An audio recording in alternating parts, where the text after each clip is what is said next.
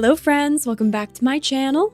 I'm Sarah Sunstone, and today I will be sharing 10 things I wish I knew sooner when playing Palia. I hope these tips will help you out when you start your adventure in this cozy MMO, so without any further ado, let's get right into it. First up, when customizing your character, there are certain things you will not be able to change later on. This includes your body type, face, skin tone, eye color, and voice. So make sure that you're happy with these aspects of your character for now until functionality to change these features is added in a future update. The good news is that you can later change your hairstyle, color and pattern, your eyebrow color, your makeup, and your clothes once you craft a wardrobe item. I was super overwhelmed with picking out the perfect outfit for my character, only to find out that I could access the entire library of free fits later on in game, so no need to stress. Another important tip is to be clear on the name that you're picking for your character. Your character's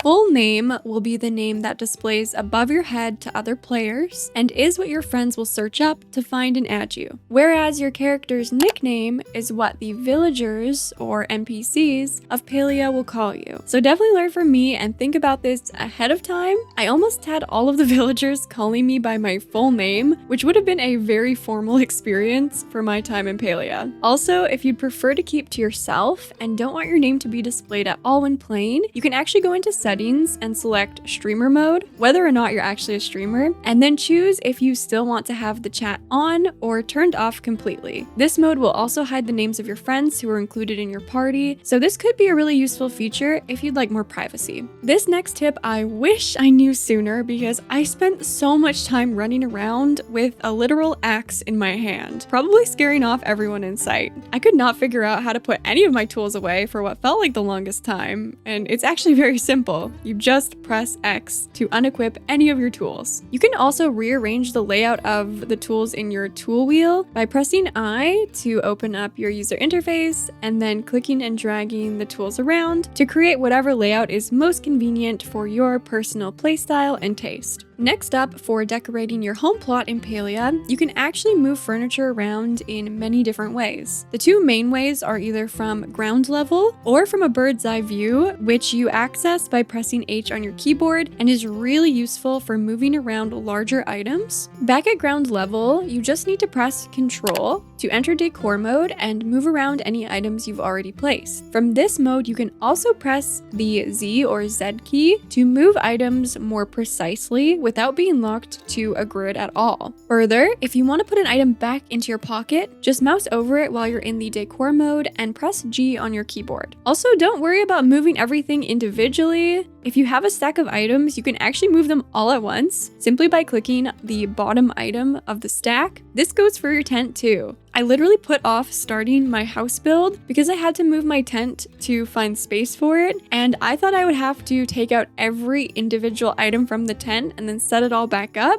but you can actually just pick up the entire thing, all interior items included, and move it wherever you'd like on your plot as an entire unit. This is such an incredible quality of life feature and gives you so much flexibility with designing. As you find your footing around Palia, it is easy to get lost in early game. Luckily, you can actually drop waypoints around the map that will show up on your compass to direct you to your destination. You can also mark NPCs to keep track of their locations, which is really helpful when you're trying to find them for quests, especially because some of the characters really move around a lot and some of them move really quickly. But if you're just trying to get back home, there is actually a return home button on the top right corner of the map, but it has a 30-minute cooldown period of real life time, which is completely fair. I just wish I knew this sooner to strategically plan my trips home because I thought it was unlimited at first. Next, I would definitely recommend focusing on getting the bag upgrade as soon as you can because you will likely find yourself running out of pocket space quickly and making a ton of trips back and forth from your house to put things into storage and to the general store to sell off things you don't need. The first bag upgrade is available at Zeki's general store to the left of the main shop counter and costs just 500 coins. It might seem like a lot, at first in early game, but if you actually just focus on making the money through activities like fishing and hunting, it is very doable, and I definitely wish I had focused on getting my bag upgraded much sooner than I did to spare myself just so many trips back and forth and running all over the town. The bag upgrade unlocks an entirely new row of inventory space, so this will definitely help you collect more resources at once. Of course, while you're doing any activity involving a skill, please make sure that you are constantly remembering to eat, which will fill up your focus bar. In early game, you can prepare ahead of time by roasting mushrooms, fish, and meat with your campfire, or you can even just eat some foraged goods if you're on the go. This is really important because when your focus bar is full, you will gain more experience for the skills you are using, which means you will level up quicker and unlock lots of new and important things sooner, like better tools and useful machinery. Next up, when you're fishing, keep your eyes peeled for circular bubble spots that appear in the water. At first, I thought these spots were just decoration, so I was just fishing anywhere, but once I found myself fishing from one of these bubble spots, I realized that you actually will catch star quality fish from them. Star quality fish not only sell for more gold compared with their regular variants, but can also be displayed back at home in an aquarium. And you actually don't even need to buy an aquarium, all the star quality fish come with their own. Even further, you also have a chance to fish up chests from these bubble spots, which have random items inside, and I've personally found furniture items in the 2 chests that I fished up. So definitely focus on fishing from the bubble spots when you see them. I also wish that I made more of an effort to chat with all of the NPCs sooner. Doing so will really help you unlock new quests, access to new useful items, and likely more that I've yet to discover. You can talk to each villager once every Palian day, which is roughly every hour of real life time. Even if you're not interested in friendship or romance, there may be exclusive items or fun quests to experience as a result of leveling up your friendship with the characters. So definitely try to incorporate this into your gameplay routine. I find it's easiest to run into a large number of characters right in Kilima Village, and you can also catch a lot of the villagers in the morning when they're leaving their houses before they go about their daily routines. There's also a really useful button next to the character's dialogue box that you're sometimes given the option to click and ask about their weekly wants. They'll tell you about an item that they would like themselves or that one of their friends would like, and then this item is tracked under the relevant character's weekly wants section on the relationship UI. Then when you give them the item they're looking for, you will get bonus friendship points to level up faster. So I think it is definitely worth your while. My final tip for today is to share the workload with other players in activities around Palia.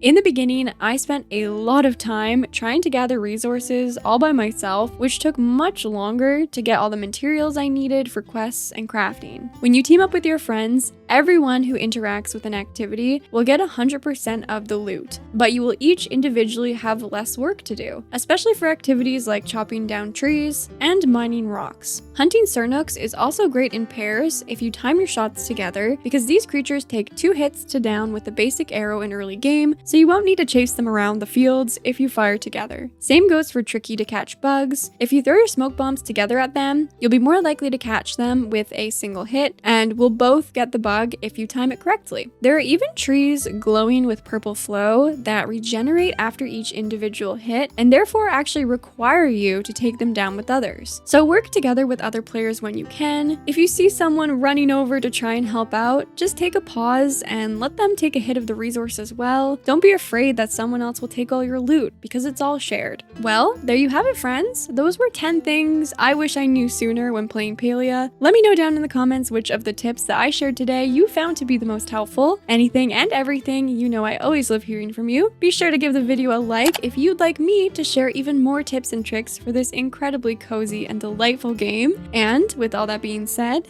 thank you so much for watching. I love you all, and until next time, take care. And a very special thanks to Meredith, Ormodus, Tansy, Cisco, Cheese, Divine Raven, Blossom, James, Paul, Jack, Danny, Starry Days, Kimmy, Dream, Becca, Kayla, and Haley, my beautiful Sunstone members. I love you all very much, and thank you so much for the extra support on the channel, which really helps to make all that I do possible and means the world to me.